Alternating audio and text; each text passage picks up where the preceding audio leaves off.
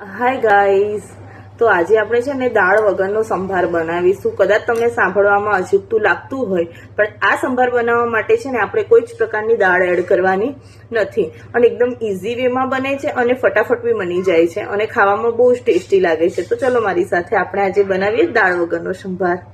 તો છે ને સાંભાર બનાવવા માટે મેં ઝીણી એક ડુંગળી કટ કરી છે, 2 ટામેટા કટ કર્યા છે ને થોડી દૂધી કટ કરી છે. તમે તમારા ઘરે જે શાક એડ કરતા હોય સાંભારમાં એ લઈ શકો છો. જો ગાઈઝ, એક પેનમાં તેલ લઈને આપણે વઘાર એડ કરવાનો છે રાઈ અને જીરુંનો. હવે ગાઈઝ વઘાર થઈ જાય ને એટલે અંદર આપણે છે ને 2 લાલ મરચાં એડ કરીશું. ત્યારબાદ થોડી હિંગ એડ કરીશું, એના પત્તા એડ કરીશું. હવે આપણે જે ડુંગળી કટ કરી તે ડુંગળી કટ કરવાની છે, એડ કરવાની છે અંદર. આપણી ડુંગળી છે ને થોડીક થઈ જાય ને એટલે આપણે જે કટ કરેલી દૂધી હતી ને એડ કરવાની છે.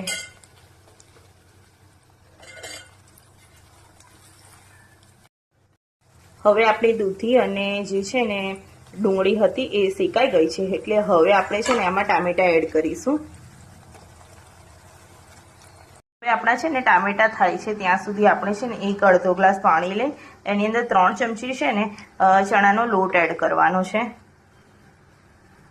જો ગાઈઝ, આ રીતે છે ને મિક્સ કરી દેવાનું છે ચણાનો લોટ અને પાણી. ચણાનો લોટ વધારે બી નથી નાખવાનો, તમારે જેટલી દાળની થિકનેસ રાખવી ને એ પ્રમાણે, નહીં તો આ છે ને પછી ઉકળીને વધારે જાડું થશે તો દાળ તમારી નહીં સારી બને.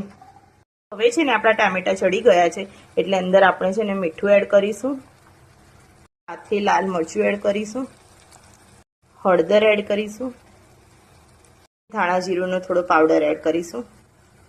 આ મસાલાની સાથે મેં 3 ચમચી સાંભાર મસાલો એડ કર્યો છે. સાંભાર મસાલો બી હું ઘરે જ બનાવું છું, એની રેસીપી બી હું જલ્દી તમારી સાથે શેર કરીશ. હવે આ બધું છે ને બરાબર આપણે મિક્સ કરી દેવાનું છે. હવે ગાઈઝ, મસાલા મિક્સ થઈ ગયા ને પછી છે ને આપણે કેટલું દાળ બનાવી છે એ પ્રમાણે એમાં છે ને પાણી એડ કરવાનું. જુઓ ગાઈઝ, આપણું પાણી છે ને ઉકળી ગયું છે એટલે છે ને એની અંદર હવે મેં 1.5 લીંબુનો રસ એડ કરીશ.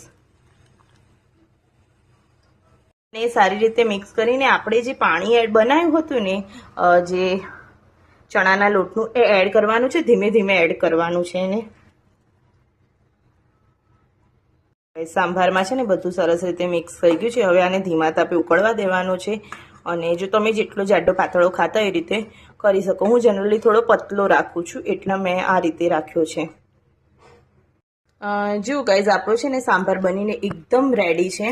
ટેસ્ટમાં બહુ સરસ બન્યું છે. તમે આ રીતે છે ને એકવાર મારી સ્ટાઇલથી છે ને ટ્રાય કરજો, મને ચોક્કસથી રિવ્યૂ આપજો.